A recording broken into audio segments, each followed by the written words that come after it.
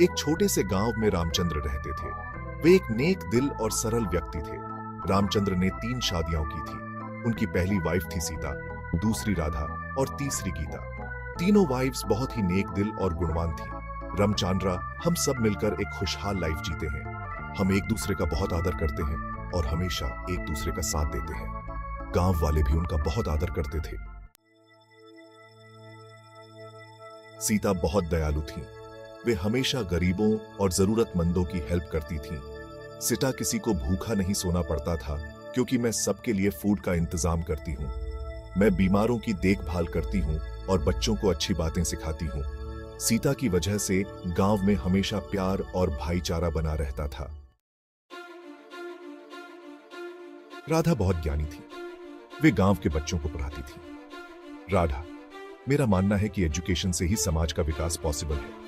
मैंने गांव में एक छोटा सा स्कूल खोला है। धीरे धीरे और भी बच्चे स्कूल आने लगे। राधा, मैंने अपने ज्ञान से गांव के बच्चों का फ्यूचर उज्जवल बनाया है। राधा की शिक्षा ने गांव के बच्चों को एक नई दिशा दी। गीता बहुत बहादुर थी। जब भी गांव पर कोई मुसीबत आती, गीता आगे आकर उसका सामना करती। गीता एक बार गांव में बाहर आ गई थी। गीता ने अपनी जान की परवाह किए बिना लोगों को सेफ जगह पर पहुंचाया। उनके साहस को देखकर सभी लोग हैरान रह गए।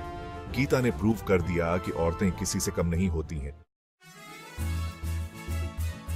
रामचंद्र और उनकी वाइफ्स के एफर्ट से गांव दिन प्रतिदिन अमीर होता गया।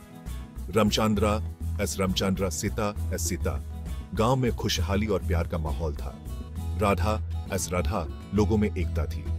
गीता, किसानों की फसल अच्छी हो रही थी। यह सब रामचंद्र और उनकी वाइफ्स के प्यार, समर्पण और मेहनत का ही नतीजा था। रामचंद्र और उनकी तीनों वाइफ्स एक परफेक्ट फैमिली का एग्जाम्पल थी। रामचंद्र, सीता। उनकी कहानी हमें सिखाती है कि प्यार, एकता और मदद से हम किसी भी प्रॉब्लम का सामना कर सकते हैं। राधा, गीता। यह फैमिली हमें यह भी सिखाता है कि लाइफ में दूसरों की हेल्प करना सबसे बड़ा धर्म है। उनकी कहानी हमें इंस्पायर करती रहेगी और हमेशा याद रखी जाएगी।